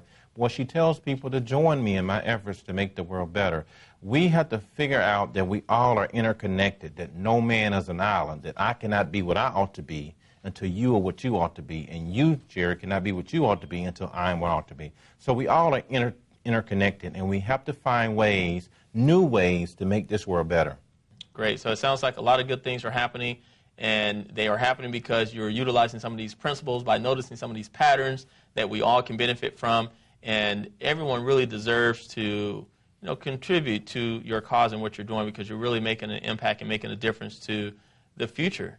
Without the future of the youth, then there really won't be a future that's worth looking forward to, at least anyway, right? Exactly. So anyway, we want to thank you for taking the time to share some of your insight and your knowledge about your program, besomeone.org. And we suggest that everyone go there and find out more about your program. You say you have a video on there that they can watch as well? A video on there, besomeone.org, several videos. You click on the CNN video and other things that we've been doing. And you can also click on the documentary that TBS put together for me for the Education Award. So very proud of TBS for acknowledging me, and I thank God for Jane Fonda. Excellent. All right.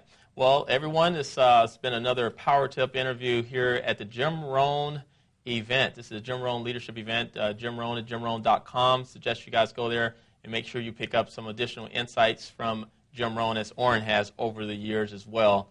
And we just want you to keep charging, and we also want you to go, go, go.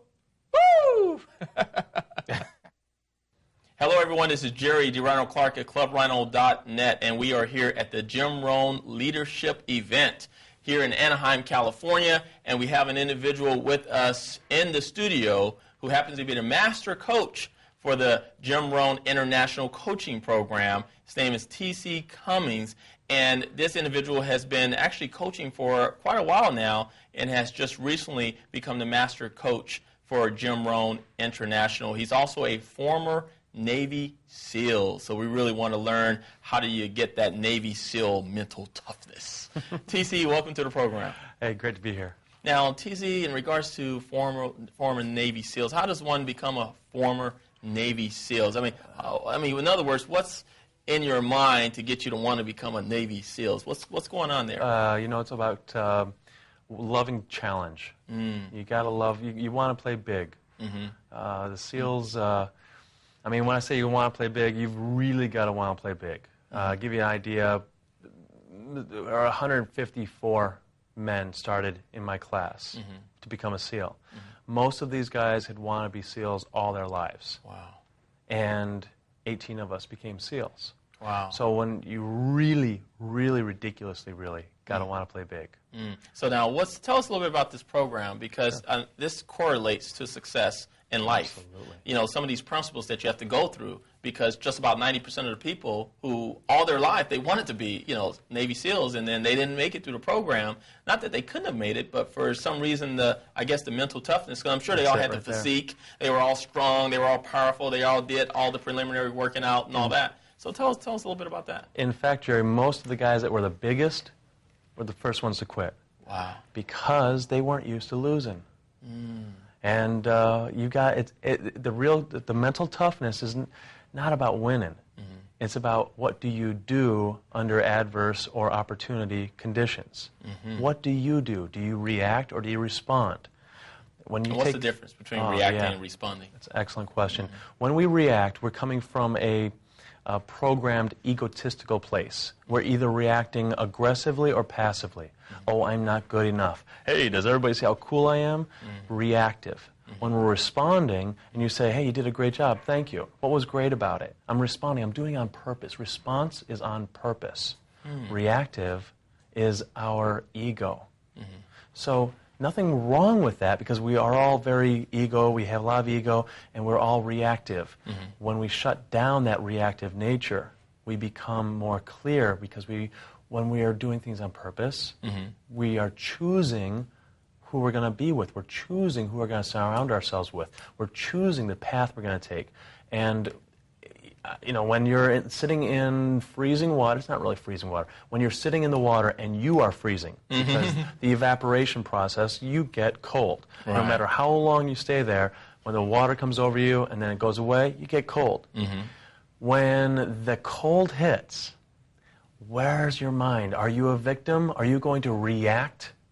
Or are you going to respond? In my mind, I would respond by saying, I am so cold, but there's other guys that are still here. I'm not dead yet, so I can keep doing this. Other guys would react and say, I'm out of here. I quit. I remember very clearly in my mind, the biggest guy, this guy could do pull-ups till the cows came home. He could run. He could carry people. He could do one-arm rope climbs. And that's pretty impressive. Grab 2 ropes. He quit, bam, like that. And as soon as he quit, 6 other guys said, my God, if he can't make it, I can't make it. They all quit. Reactivity. They weren't choosing. These men, their minds, they chose. I want this goal. The biggest goal I've ever wanted is this. Along comes a distraction. Are you going to react to it, or are you going to respond? Your son, when he was younger, he's poking at you, daddy, daddy, daddy, daddy, daddy. If you say, what? What do you want? You're reacting. You'd never choose to do that. If you put your arm around him and say, you wait until I'm done talking with your mother. That's a response. That's what you're choosing. So the same thing is true with making money, any of our relationships. The biggest element, though, of course, is our relationship with ourselves. And are we reactive with ourselves? With Jim Rohn International Coaching, we support an environment that gets to show this out of people. So you get to see your own reactivity or your responsiveness, because reactivity is weak. It's disempowering. It's not bad. It's human. But proactivity, taking the opportunity by the horns, I mean, just look at yourself and what you've created, very much at cause. If you did it because I'll show them, it's reactive. If you did it because I need to, it's my destiny to fulfill, I've got a talent, I need to put it to use. I choose to be successful. That's where the power is. So is that what happened with you when you were going through some of these challenges that you go through for the Navy SEAL program, for example, is, for example, one of the things, you were in the water, freezing cold water. What are some of the other things that really kind of test your mental toughness? And, what are some of the other reasons why some of the people quit, basically, and just didn't make it? The biggest reason of all, being an individual. I'm different than them because fill in the blank. I'm special because fill in the blank. I'm not good enough because fill in the blank. Seeing yourself removed from the whole, that weakens us. In our mind, we think, I'm special, I'm powerful. But overall, it weakens us. And whether you're, for example, log PT, I know I've seen that on the Discovery Channel, so a lot of your viewers, maybe even you, have seen log PT. We take a telephone pole, we do sit-ups with a telephone pole across our chest. We have a team, and if the whole team doesn't sit up at once, then one guy is doing all the work himself, and the other guys are getting fatigued because now the guy who's exhausted, he stops, and they start working, so everybody's getting exhausted. Push-ups, bench press, overhead press. You try and lift I cannot lift a telephone pole by myself. Not these telephone poles. However, together, all of us, no problem. And then run with it. However, the moment somebody thinks he's not a part of the team, I'm special because, or I don't trust them, therefore I won't participate, it's like cancer. He removes himself from the healthy unit, and he does his own thing. And of course, if I'm on a team with, say, 6 guys and we're doing, we're paddling a boat through the surf, if we're not all paddling, then we're going to be spinning in circles. One side is pushing, the other side's not doing anything. We see out of the corner of our eye, this guy's not participating. We want to be on the same sheet of music. If I quit because, oh no, here comes water, well then I've just doomed us to be dumped. Now, the fact that we all continue stroking doesn't guarantee us success. But we are guaranteed failure when we break the bond. When we break the team, we're guaranteed to fail. Wow, that's pretty powerful, yeah. There's another element to that. When we all dump together, that sucked. Okay, let's do it again. Because we're together. Right. We were together, and we did our best together. So basically, it's true with what they say, together everyone achieves more. That's what the whole acronym of team. I know Mark Victor Hansen, I was with him not too long ago, he said together everyone achieves miracles. Yeah. And so it's very important to operate as a team and to have a team for your personal life, for your professional life, for whatever you're doing. If you're in an athletic situation or you're in the Navy SEALs, all this team is a very important part of the whole equation. Is that something you guys teach at the Jim Rohn International Coaching Program? Is the importance of team? Is that one of the concepts too? That's one of the concepts we definitely support, and because we don't tell people what to do, right? We do fisher out things. So if I have a client that is going to go solo, great. What kind of support system do you have? Well, I don't need a support system. Okay, where have you seen that work? Nowhere. Okay. So what, are you going to be the first person to do this, to go to the moon by herself? Okay, I get where you're going. So at least having a coach on your team, at least you're not alone there. Right. You have somebody to talk to when you're being reactive, when you're losing your cool. And reactivity is not always losing your cool. Sometimes it's being distracted by something that looks appealing. How many times have we bought something we don't need? Reactivity. When you look at the Navy SEALs and you look at the coaching, have you integrated with your coaching that you do? Have you integrated some of these lessons that you've learned through the Navy SEALs? And if so, what are some of those lessons? What are some of the top lessons that you learned through the Navy SEALs that you integrate pretty much throughout your coaching programs with Jim Rohn International? You can hear my eagerness. I want to jump right in. That in itself is an entire book. For myself, I can say the most profound. We had a saying in the SEAL teams, they don't know what they don't know. SEALs operate at such a level, Jerry, that it doesn't make any sense to anyone else. One person works a gun that requires 3 in the rest of the military of the world. 3 guys required to work this gun. SEALs don't have that luxury. We've got an 8-man squad. 1 man's got to carry that gun and the bullets and you do the whole thing. So not a lot of people can really relate when we do things. It takes us almost no time to do the things we're going to do. Why? Because we don't have any ties. We don't have any other responsibilities. I got to go. There's a movie called Navy SEALs with Charlie Sheen. Charlie Sheen, yes. Yeah, and there's a scene where the beepers go off during a wedding. That's real. That actually happened, and it wasn't uncommon. And you got to take off. You got to go. You've got a very small, and it's nothing personal, honey. I love you. I got to go by. When are you going to be back? Later. Where are you going? Out of town. Wow. When will you be back? Or how long are you going to be gone? The whole time. Just big ambiguity, and and you got to be that way, though, so right? You can hear the real heroes, right? Right. Are the wives. Any woman who sticks with that. Yeah, for sure. So not only do you have to, no one else in the military, not no one, very few people, there are elite factions that could relate to that. They don't know what they don't know. When we go to do something and it's impossible. You can't get there from here. Okay, well, they don't know what they don't know. I flipped that around on myself. I don't know what I don't know. And when I did that, my level of humility went up, my ego got a little smaller, and I started to listen and reach out to the Jerrys of the world and just say, I'd get on your website and start reading. What does this guy, even if I know 9 out of 10 elements that you're bringing up here, that 10th one might make all the pieces of the puzzle come together. I don't know what I don't know. The truth is I don't know what I'm missing. So the coaching, what I'm doing, what we do as coaches is we ask the tough, uncomfortable questions. Insightful, stimulating questions that dig things up. Because otherwise, I'm perfect. No, I'm great. Exactly. I'm great. I'm exactly where I want, who I am. Well, our character determines what we have. So. Wow.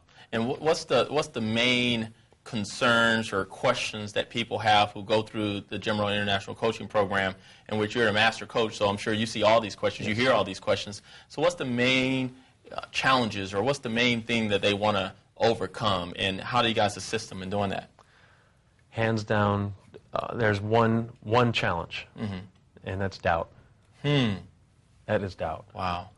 And we all handle doubt differently. And we have different levels of success based on how we handle the doubt.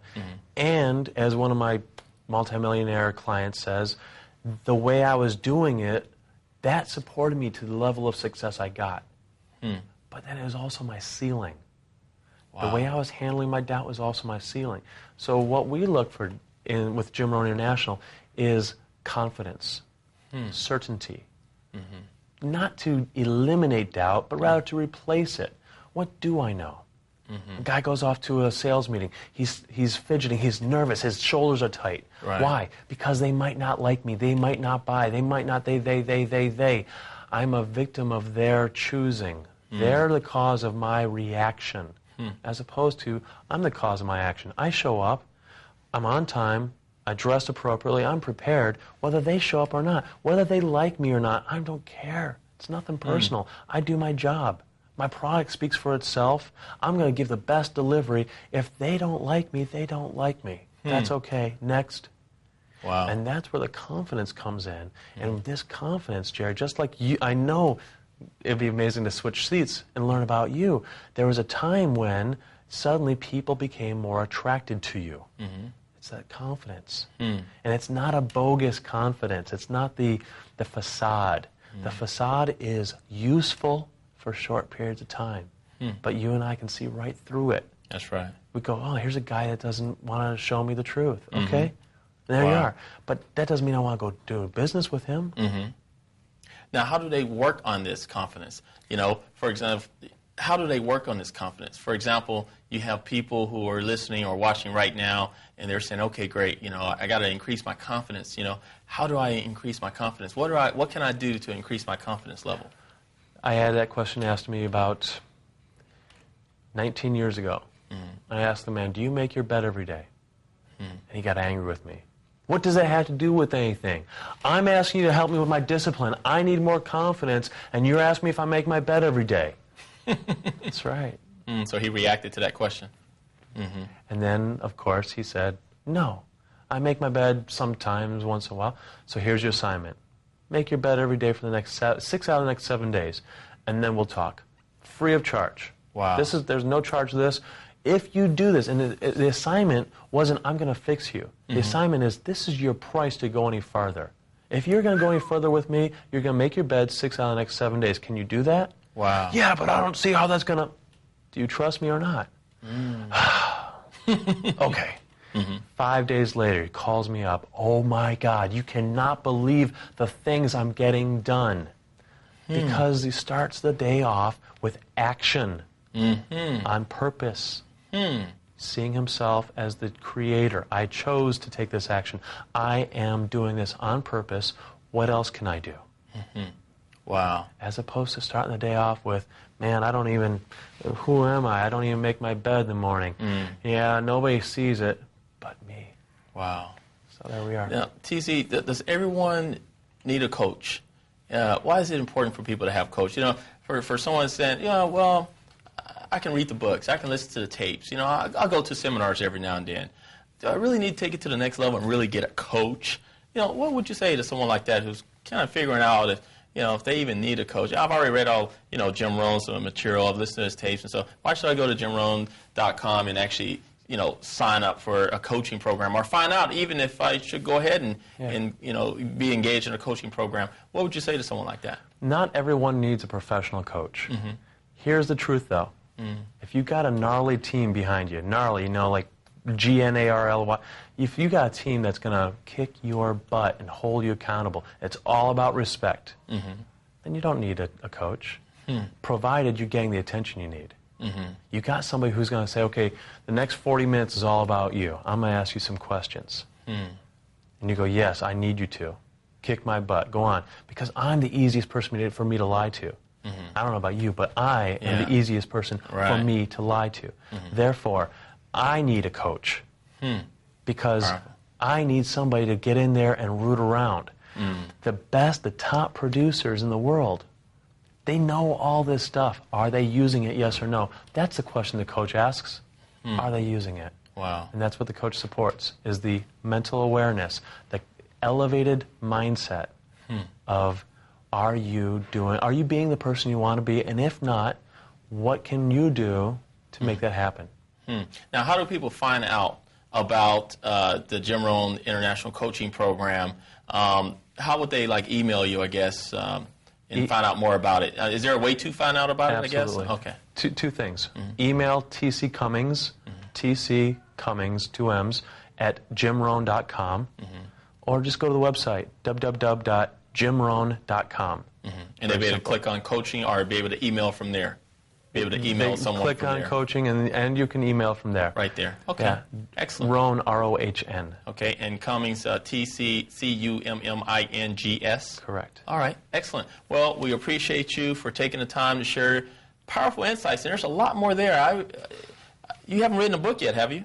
Still working on it. It's time for a book to come out. I can very really close. see all these strategies that you've learned and so forth, just through your experience with Navy SEALs. Even that right there is a whole book in and of itself. Sure. With all the coaching and all the input that you've given people, that you've impacted a lot of people's lives. I'm looking forward to reading that book.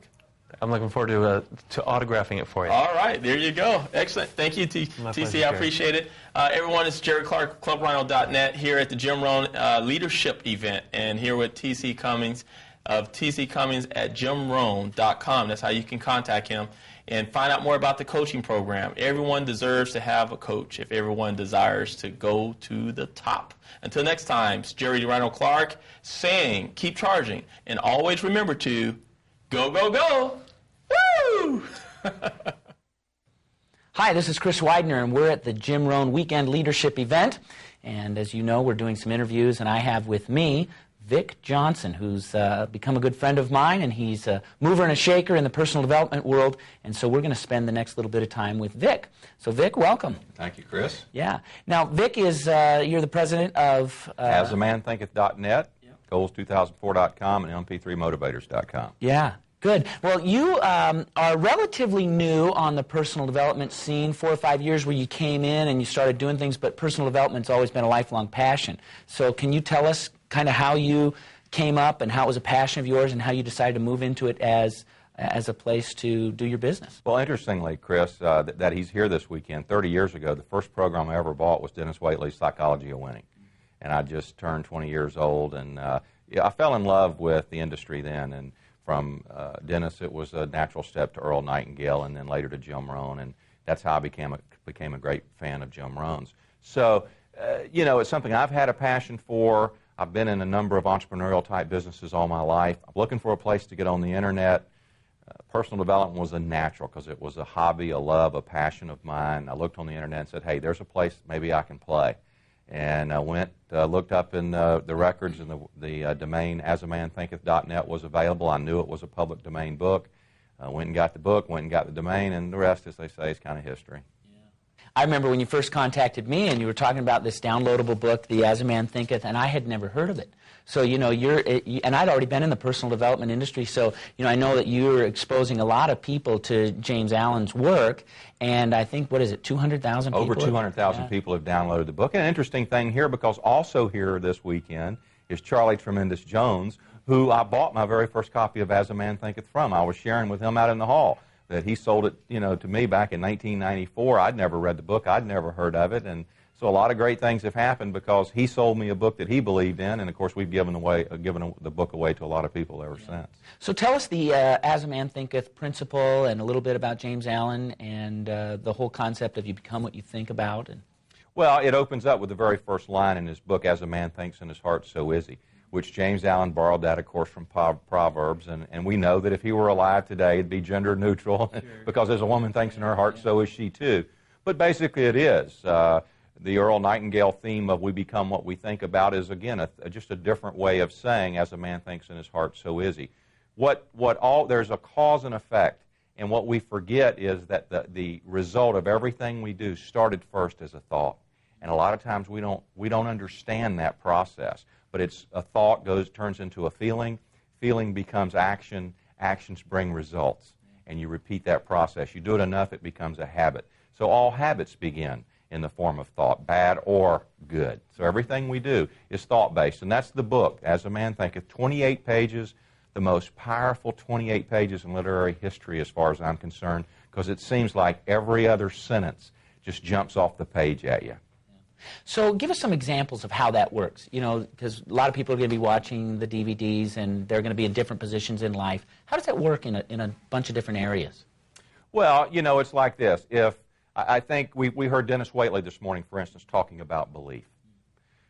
David Schwartz in his book, The Magic of Thinking Big, says the size of your success will never exceed the size of your belief. All that begins in a thought. So if you're in a job, for instance, and you're trying to get out of that job, you want to get into your own business or whatever, you first got to convince yourself to step away from what you think is that security. So you've got to create that atmosphere within, because what James Allen says is you don't see anything in the outside world that was not first created on the inside world. All begins again as a thought. So if you want to create the environment, for instance, to be in business for yourself, it's going to take changing the inside. It's going to take changing the mentality of being an employee. It's going to take changing the concept of getting paid on Friday, because you as an entrepreneur know that doesn't happen sometimes. Yes. So it's a change in the process, a change, it's an enlightenment. Some people might use the word enlightenment. It's a raising of your consciousness. Some people might use that word. But it's changing the way you think, changing your paradigm, as Bob Proctor says. And it applies to whatever it may be, whether it's in sports, whether it's in business, whether it's in religion, or whether it's in politics, whatever it is. You take your spiritual development. What is your spiritual development? Nothing but an evolution of your thought processes, because it all takes place on the inside. The only thing, and we stop and think, you have children, I have children, we stop and we think about we try to get our children to do certain things, we try to get our spouse to do certain things, we try to get other people to do certain things, but really the only thing we ever have control over is our own thoughts. That's it. But if we change those thoughts, it's amazing, but everything around us seems to change. So now this works, people who want to lose weight, people who want to gain more wealth, people who want a better job, better relationships, across the board, changing your thinking. You know, it's funny because James Allen uses as an example in one of the chapters a wealthy man who wants to lose weight, but he doesn't change his thinking about his eating. And he thinks that money can buy his weight loss, as do how many millions of Americans today. How much money's thrown at the weight loss industry. But guess what? They still think about food the same way that got them fat to begin with. See, the thing is people don't think differently because they're thin. They're thin because they think differently. Thin people think differently than fat people. Watch a thin person and a fat person sit down to eat, and they think differently about food and about what its purpose is and about what it serves. So whether you're trying to lose weight, doesn't matter, whatever it may be, if you want to train yourself in a new habit, you've got to first start, again, the process, changing the thought, changes the feeling, changes the action, changes the result. So let me ask you this. I'm assuming that you think that there's a difference between a thought and a belief. And so it seems to me like if somebody has a belief that's got them in whatever situation they're in, and they truly believe that. For example, I believe I'm only going to be middle class. Say somebody's thinking that, and they're rooted in that. Their parents were middle class, their grandparents were middle class, all their friends are middle class. They don't know anybody who's above middle class, and that's their belief. This is who I am, this is the job that I have. When you're changing your thoughts, and you start putting those thoughts in there, whatever those thoughts might be, how does the thought change the belief? And which is more powerful, and how is the interaction? How can a thought change the belief? Because I'm assuming that what you're talking about is that it's the belief that the thought has to change. Can you talk a little bit about the interaction between thought and belief? What a belief is, Chris, is nothing more than thoughts reaffirmed and reaffirmed and reaffirmed. They're habitized thoughts is really what a belief is. Deeply ingrained thoughts. They're things that that have been ingrained for many, many years in some cases. For instance, a thought that became a belief of mine because it was something I heard growing up was, don't get your hopes up. Don't get your hopes up. So guess what? I had a belief, almost a belief, a fatalistic belief that I should never get my hopes up because things would never go right. That was a long process for me to change. Some people have a belief that it's wrong to have money. We know money's neutral. It's not what money does. It's in the hands of whoever has the money, which makes it good or bad. But it's the thought that was held on for a long period of time, perhaps reinforced from the outside, from parents, unwittingly sometimes, from teachers, from peers, from outside. And then, guess what? We reaffirm them ourselves. That internal conversation that goes on the whole time. So if you're going to change a belief, what it's going to take is the same thing that created the belief in the first place. You're going to have to go through that rehabilitation process, and it all begins with changing the thought and reaffirming that thought. And with belief, I believe you'll never give 100% to any attempt that you don't believe in. So if you go out and you set a goal, I see people set goals all the time. They fail in their goals. They fail miserably, and they can't figure it out because they don't have belief in that dream and that vision and that goal. And I believe you can never give 100% to something that you don't believe in. Now, you may make a half-hearted attempt, and I've done that. I've set goals, and you and I have had conversations about goals before and about the power of belief. It's in everything. Belief drives everything we do, but belief is nothing more than reaffirmed thoughts. So a lot of people talk about repetition, daily affirmations, those kinds of things. Is simply repeating thoughts what changes a belief? What's the step-by-step process? A person sitting here saying, I got to change my belief.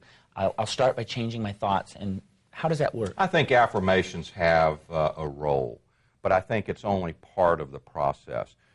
First, it's a feedback. Dennis Waitley I love because he has that PhD, and he has a way of explaining it from a scientific standpoint where I really understand it. But it's that thought, feeling, action, result process which then provides feedback, and we go back through the process again. So it's a constant cycle. It's not just changing the thought, because you could sit and change your thoughts all day long about money, but if you never took action, it wouldn't matter, would it? So it's backing up the thought. Affirmations are part of it. Visualization is something that I use a lot. I had to learn to see myself differently, Chris. And when I saw myself differently, people all of a sudden started seeing me differently. So it's not just repeating the same thing over and over and over and over, but I will tell you this, we carry on conversation with ourselves all day long. So the question is, what are you saying to yourself? And if you're saying to yourself, I'm always late, when someone comes to an appointment that we had and they say, I apologize, I'm always late, I can predict with 100% certainty that that person is always late because they have confessed themselves to that point. So I'm constantly on guard, again, watching what I say to myself, monitoring what I say to myself, not necessarily from an affirmation standpoint, but how do I respond to things? When I see something take place that affects me, how do I respond in my thinking? My friend Mark Chiron said one time, he said, do you ever think about what you're thinking about? Now stop and think. It sounds like a play on words, but it's not. Do you monitor what you're thinking about? So it's not just a matter of affirmations, but, I created a certain train of thought that, I eliminated as much of the negative in my life as I possibly could. And because I did, then things started, all of a sudden, the clouds weren't as gray every day. The sky wasn't as gray every day. There wasn't a big black cloud over there. No, did anything in the world change? No. It's just my perception changed because I changed first the way I thought about it. Now, you brought up, do you think about what you're thinking about? Do you think most people, or what percentage would you say, are even aware of their self-talk, the things that they're saying to themselves, or do most people walk around sort of oblivious to what's running around in their mind all day? Well, I ran around oblivious for years, Chris, so I can only take my personal experience. I can't get inside of somebody else's head, but if I see the results out there today, I'd have to say that most people don't. Wallace Wattles said sustained thought was the hardest work there is. And I think that a lot of times people, naturally the human nature is going to be to avoid work. So if you get into something that is that hard, that difficult, it may be something that most people run from, or most people, we have a way of justifying a lot of times, why we are the way we are, or why our life is the way it is. Sometimes it's hard. I think the hardest thing is to take the personal responsibility. I think Dennis talked about that this morning, is the accountability to ourselves, that the reason my life is the way it is today is because of me. It has nothing to do with my spouse, has nothing to do with my boss, has nothing to do with, the environment, the economy. It has nothing to do with anything but me. If I want to change my world, all I have to do is change me, and it's amazing what happens to the rest of the world. Let's shift gears. I know that you're a great student of success literature and you've read all the best books. Let's start by asking you, what are some of the real big books? Obviously, As a Man Thinketh, and you mentioned Magic of Thinking Big. What are some other books that you would recommend people read? Well, it's the classics. It's the books I think everybody has read that has influenced everybody. Think and Grow Rich has got to be, near the top of that list. Nightingale Conant says that's the #1 success classic of all time. It's where Napoleon Hill interviewed 500 of the wealthiest people, most successful people in America, and did basically 20 years it took him to gather the data that's in that book. And that has to be a first on everybody's list, or near the top. Acres of Diamonds, very simple, short, 150, 160-year-old book. Again, and the continuous thing that goes through the theme through all of these books is it's all timeless, simple wisdom. Jim talked about at lunch today, but there's just a handful of principles. You read those principles in five major pieces of the life puzzle that Jim wrote. The wisdom never changes. What changes is the messenger. And, we all relate to different people. So, I relate to Jim Rohn, so I'm going to hear words that someone else heard, and they're going to strike me in a different way. But the principles are very, very few. The principles are timeless. They don't change. The messenger changes. But you take, those 4 or 5 books, I think they're a must-read for everybody. And then, I've probably read 1,000 books in the last 10 years.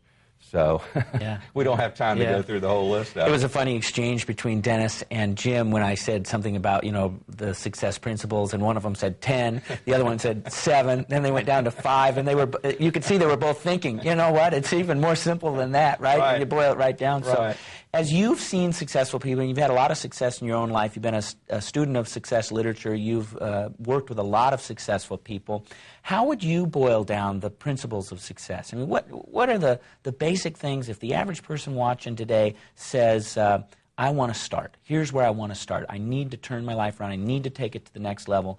What are the 3 or 4 principles we can say, start here, and you're going to be moving your life in the right direction and relatively quickly? I think, Chris, one principle, really. Go to work on yourself. Go to work on yourself. As long as I struggled to try to change everything in my life outside of me, it was frustrating, it was discouraging, it was a pretty miserable life.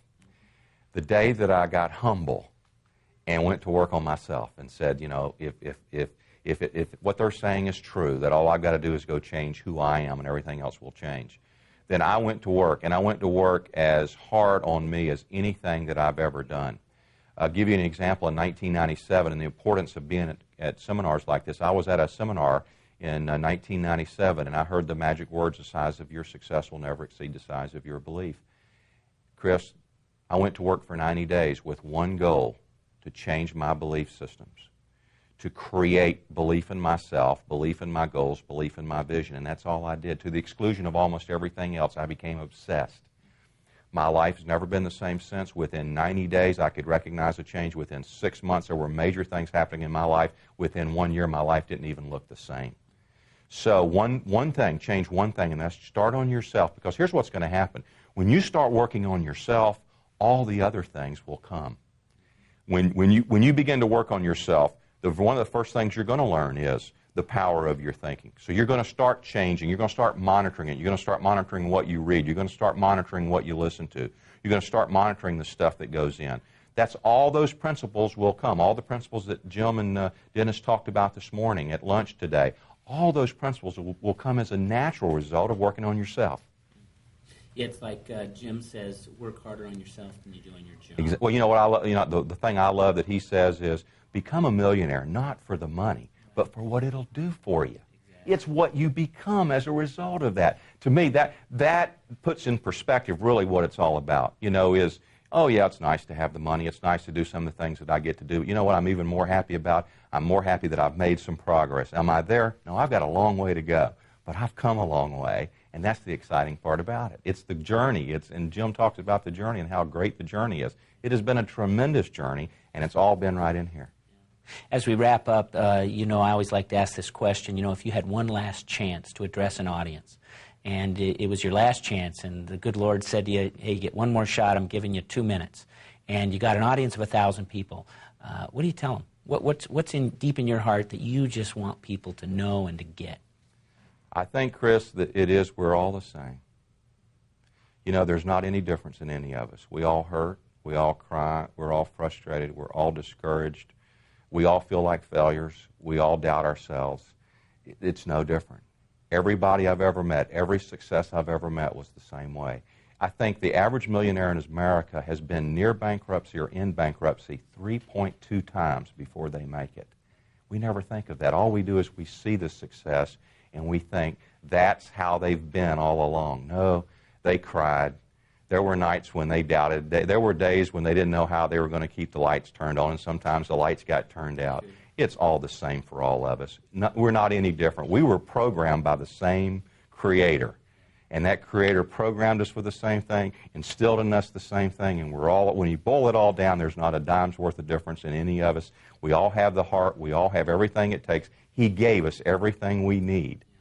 All we have to do is develop it. And that's a message of hope. Sure. Yeah. Absolutely. It gives people, no matter where they're at, they're able to say, hey, I can do this. Absolutely. Yeah, in fact, Dennis was talking to me a little bit earlier, and he was saying the same thing. He said, you know, we have such a culture of celebrity that tells us some people are better than others, but right. He says, I'm no better than anybody else, and none of these people are any better than anybody else. And that's a belief, I think, that we have that, oh, that person's better than me, smarter than me, more, you know. We're always comparing ourselves. Yeah, yeah. But there's really nothing to compare to. It's where we are and where we're going. And where you're going has absolutely nothing to do with where you're at, except learn the lessons from where you're at, because you're going to need them when you get where you're going. Yeah.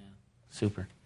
This is Chris Widener, and we, again, are at the Jim Rohn Weekend Leadership Event. It's been my privilege to interview Vic Johnson, the president and founder of AsAManThinketh.net and MP3Motivators.com. And so thank you very much, Thank Vic. you, Chris. Great stuff. Super.